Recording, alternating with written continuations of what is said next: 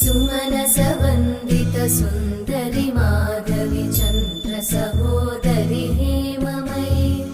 मुनिगणवन्दित मोक्षप्रदायिनि मञ्जुळभाषिणि वेदनुते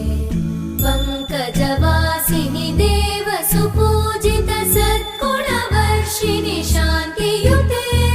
जय जय हे मधुसूदन कामिनि आदिलक्ष्मि जय पालय माम्